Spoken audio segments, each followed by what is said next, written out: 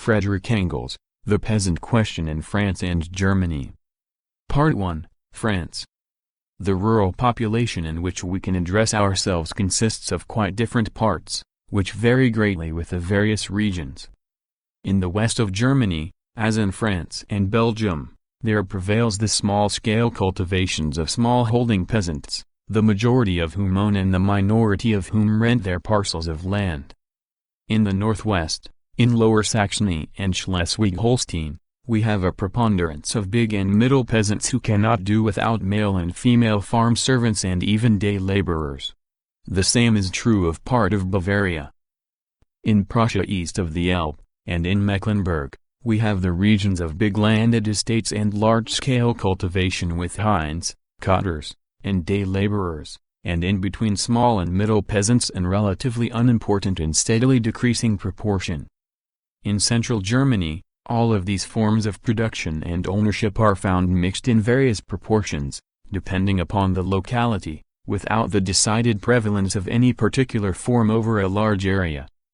Besides, there are localities varying in extent where the arable land owned or rented is insufficient to provide for the subsistence of the family, but can serve only as the basis for operating a domestic industry and enabling the latter to pay the otherwise incomprehensibly low wages that ensure the steady sale of its products despite all foreign competition. Which of these subdivisions of the rural population can be won over by the Social Democratic Party? We, of course, investigate this question only in broad outline. We single out only clear forms. We lack space to give consideration in intermediate stages and mixed rural populations. Let us begin with the small peasant. Not only is he, of all peasants, the most important for Western Europe in general, but he is also the critical case that decides the entire question. Once we have clarified in our minds our attitude to the small peasant, we have all the data needed to determine our stand relative to the other constituent parts of the rural population. By small peasant we mean here the owners or tenant, particularly the former, of a patch of land no bigger, as a rule, than he and his family can till, and no smaller than can sustain the family. This small peasant, just like the small handicraftsman, is therefore a toiler who differs from the modern proletarian in that he still possesses his instruments of labor, hence, a survival of a past mode of production. There is a threefold difference between him and his ancestor, the serf, bondman, or, quite exceptionally, the free peasant liable to rent and feudal services. First, in that the French Revolution freed him from feudal services and dues that he owed to the landlord and, in the majority of cases, at least on the left bank of the Rhine, assigned his peasant farm to him as his own free property. Secondly, in that he lost the protection of, and the right to participate in, the self-administering mark community, and hence his share in the emoluments of the former common mark. The common mark was whisked away partly by the erstwhile feudal lord and partly by enlightened bureaucratic legislation patterned after Roman law. This deprives the small peasant of modern times of the possibility of feeding his draft animals without buying fodder. Economically, however, the loss of the emoluments derived from the mark by far outweighs the benefits accruing from the abolition of feudal services. The number of peasants unable to keep draft animals of their own is steadily increasing. Thirdly, the peasant of today has lost half of his former productive activity. Formerly, he and his family produced, from raw material he had made himself, the greater part of the industrial products that he needed. The rest of what he required was supplied by village neighbors who plied a trade in addition to farming and were paid mostly in articles of exchange or in reciprocal services. The family, and still more the village, was self-sufficient, produced almost everything it needed. It was natural economy almost unalloyed, almost no money was necessary.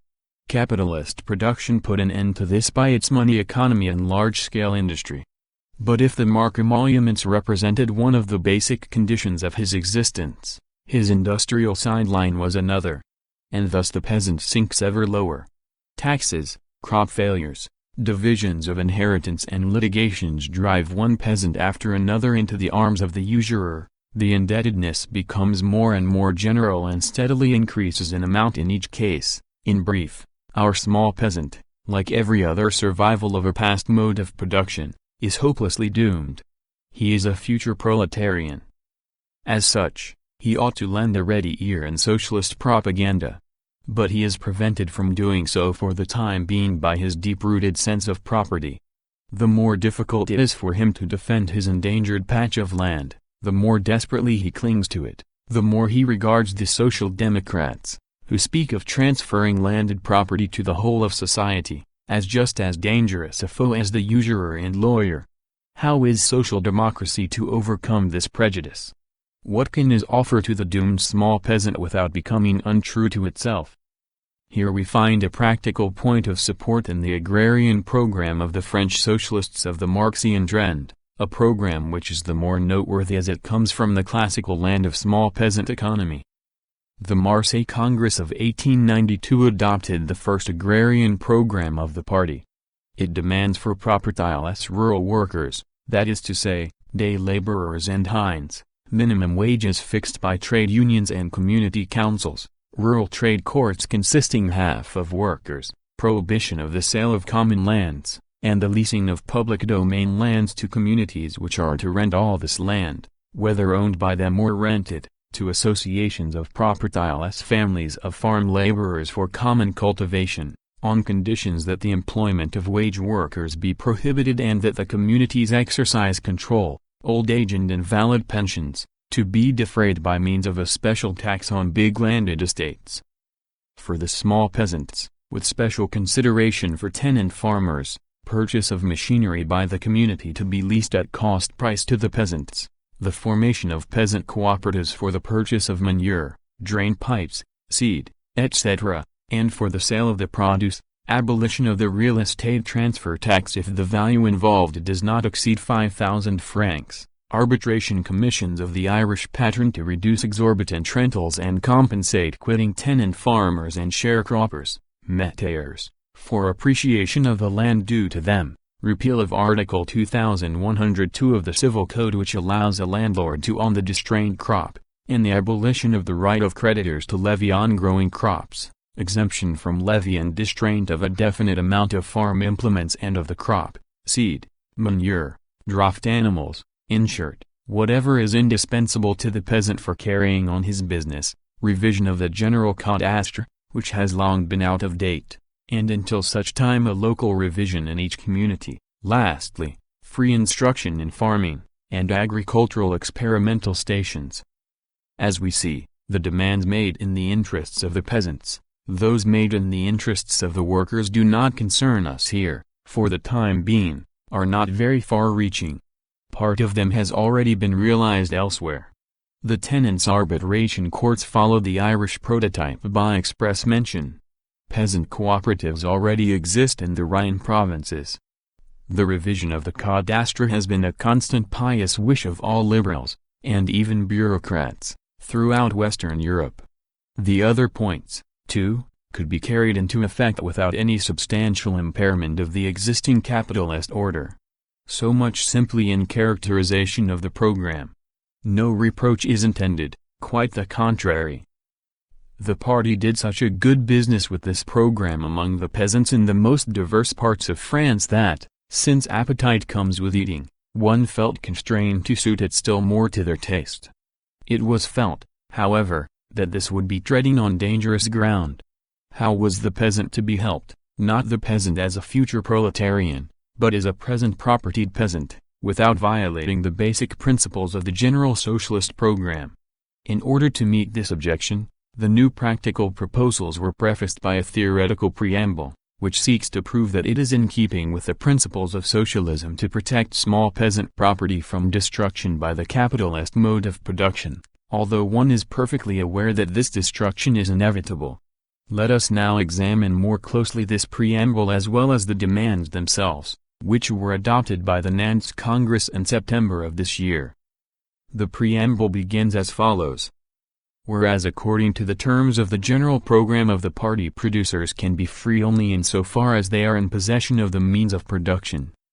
Whereas in the sphere of industry these means of production have already reached such a degree of capitalist centralization that they can be restored to the producers only in the collective or social form, But in the sphere of agriculture, at least in present-day France, this is by no means the case, the means of production, namely, the land, being in very many localities still in the hands of the individual producers themselves as their individual's possession.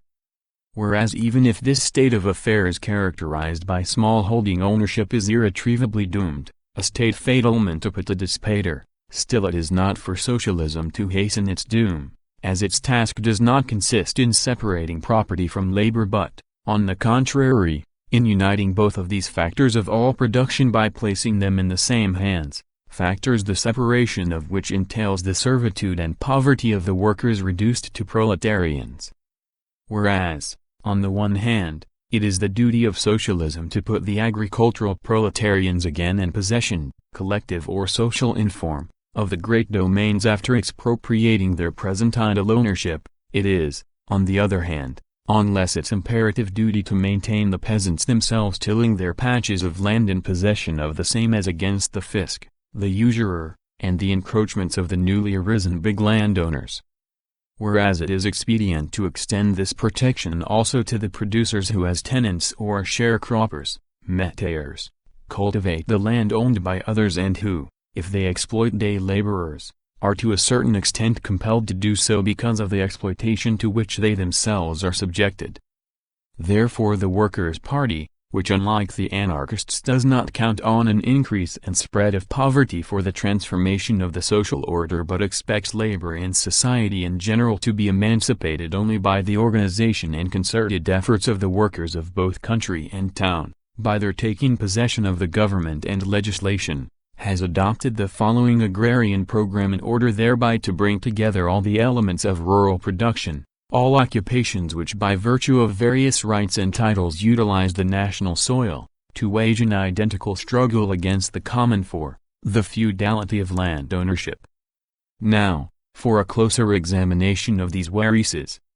To begin with, the statement in the French program that freedom of the producers presupposes the possession of the means of production must be supplemented by those immediately following, either as individual possession, which form never and nowhere existed for the producers in general, and is daily being made more impossible by industrial progress, or as common possession, a form the material and intellectual preconditions of which have been established by the development of capitalist society itself, that therefore taking collective possession of the means of production must be fought for by all means at the disposal of the proletariat. The common possession of the means of production is thus set forth here as the sole principal goal to be striven for. Not only in industry, where the ground has already been prepared, but in general, hence also in agriculture. According to the program, individual possession never and nowhere obtained generally for all producers, for that very reason, and because industrial progress removes it anyhow, socialism is not interested in maintaining but rather in removing it, because where it exists and insofar as it exists it makes common possession impossible. Once we cite the program in support of our contention, we must cite the entire program, which considerably modifies the proposition quoted in Nantes, for it makes the general historical truth expressed in it dependent upon the conditions under which alone it can remain a truth today in Western Europe and North America. Possession of the means of production by the individual producers nowadays no longer grants these producers real freedom. Handicraft has already been ruined in the cities, in metropolises like London, it has already disappeared entirely, having been superseded by large-scale industry, the sweatshop system and miserable bunglers who thrive on bankruptcy. The self-supporting small peasant is neither in the safe possession of his tiny patch of land, nor is he free. He, as well as his house, his farmstead, and his new fields, belong to the usurer. His livelihood is more uncertain than that of the proletarian, who at least does have tranquil days now and then, which is never the case with the eternally tortured debt slave. Strike out Article 2102 of the Civil Code, provide by law that a definite amount of a peasant's farm implements, cattle, etc., shall be exempt from levy and distraint, yet you cannot insure him against an emergency in which he is compelled to sell his cattle voluntarily, in which he must sign himself away, body and soul, to the usurer and be glad to get a reprieve. Your attempt to protect the small peasant in his property does not protect his liberty but only the particular form of his servitude. It prolongs a situation in which he can neither live nor die. It is, therefore, entirely out of place here to cite the first paragraph of your program as authority for your contention. The preamble states that in present-day France, the means of production, that is, the land, is in very many localities still in the hands of individual producers as their individual possession, that, however, it is not the task of socialism to separate property from labor, but, on the contrary, to unite these two factors of all production by placing them in the same hands. As has already been pointed out, the latter in this general form is by no means the task of socialism.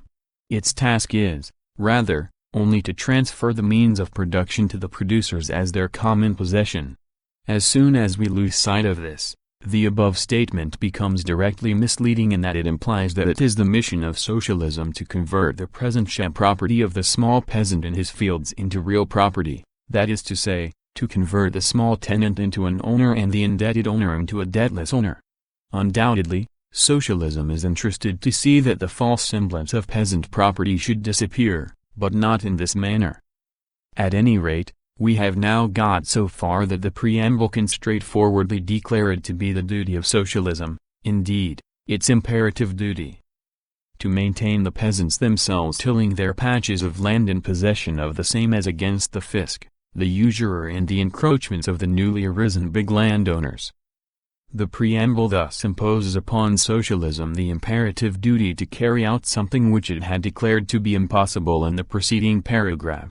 It charges it to maintain the small-holding ownership of the peasants, although it itself states that this form of ownership is irretrievably doomed. What are the fisc, the usurer, and the newly arisen big landowners if not the instruments by means of which capitalist production brings about this inevitable doom? What means socialism is to employ to protect the peasant against this trinity, we shall see below. But not only the small peasant is to be protected in his property.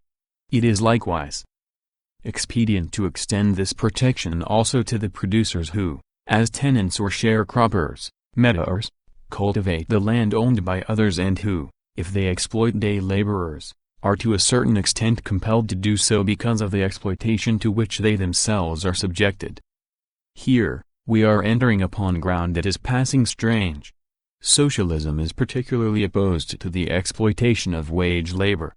And here it is declared to be the imperative duty of socialism to protect the French tenants when they exploit day laborers, as the text literally states. And that because they are compelled to do so to ascertain by the exploitation to which they themselves are subjected. How easy and pleasant it is to keep on coasting once you're on the toboggan slide. When now the big and middle peasants of Germany come to ask the French socialists to intercede with the German party executive to get the German Social Democratic Party to protect them in the exploitation of their male and female farm servants, citing in support of the contention the exploitation to which they themselves are subjected by usurers, tax collectors, grain speculators and cattle dealers, what will they answer?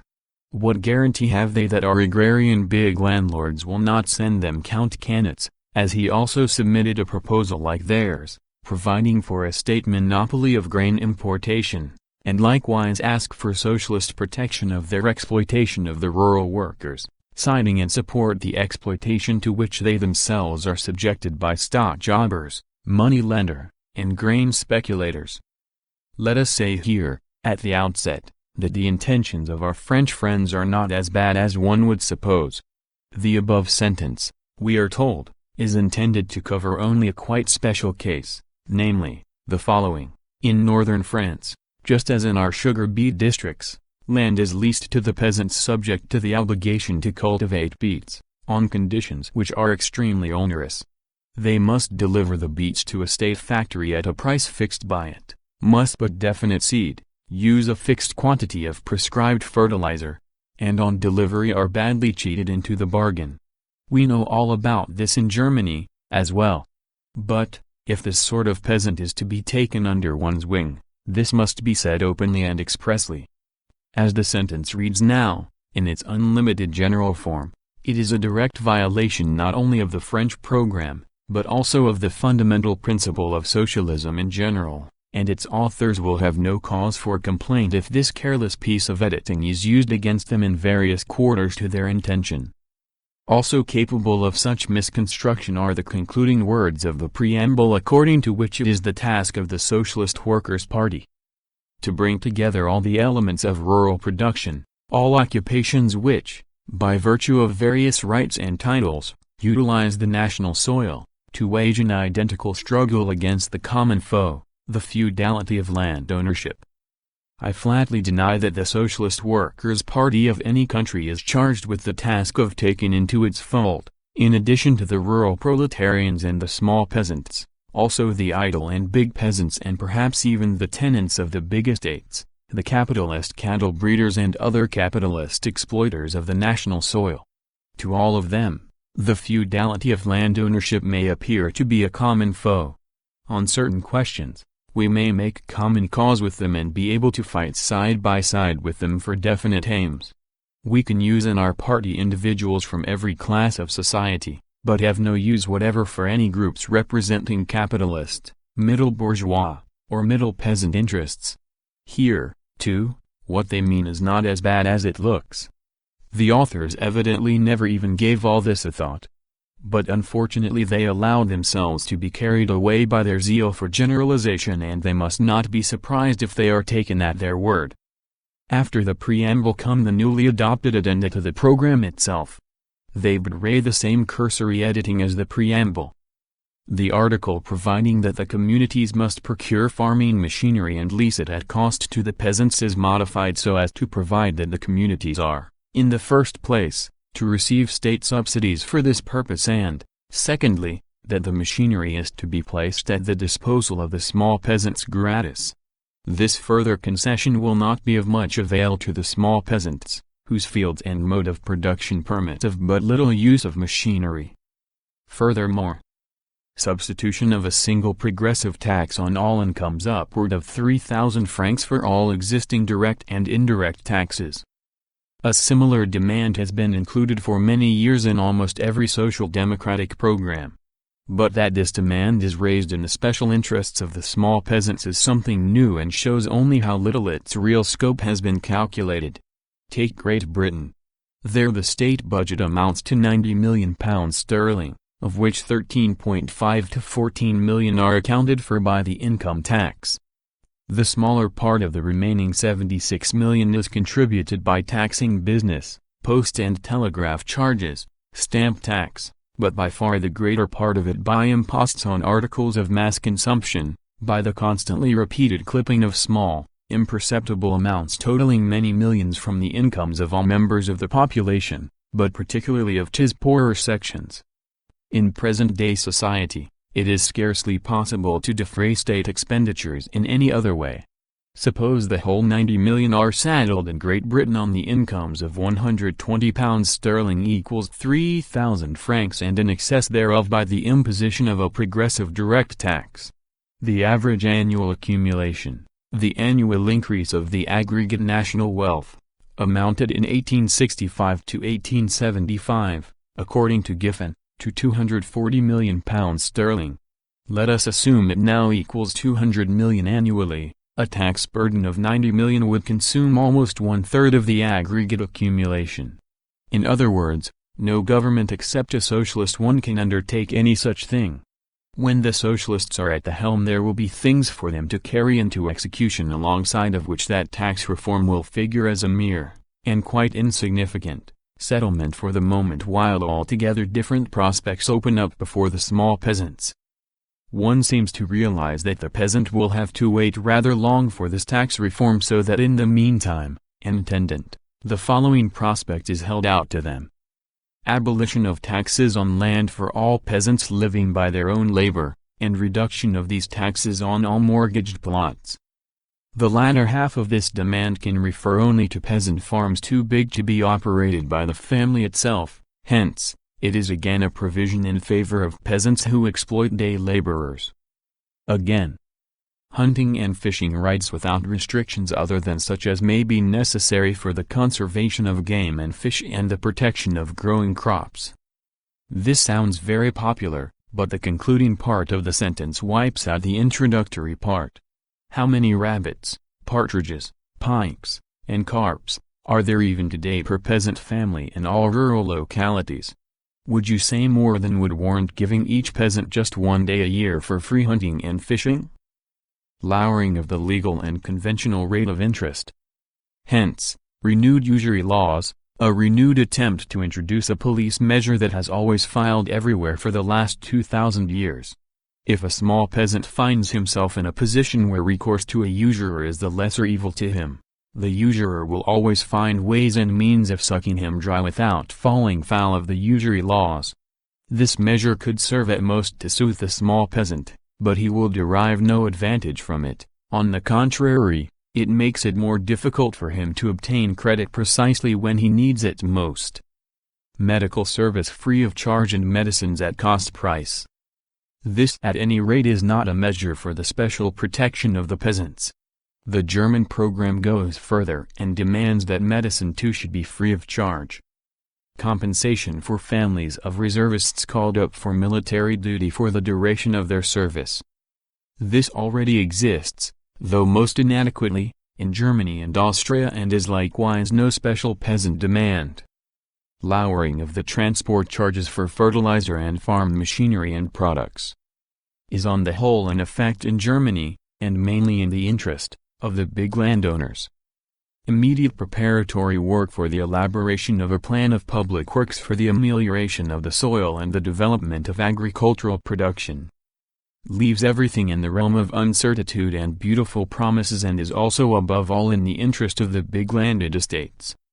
In brief, after the tremendous theoretical effort exhibited in the preamble, the practical proposals of the new agrarian program are even more unrevealing as to the way in which the French Workers' Party expects to be able to maintain the small peasants in possession of their small holdings, which, on its own territory, are irretrievably doomed. End of Part 1.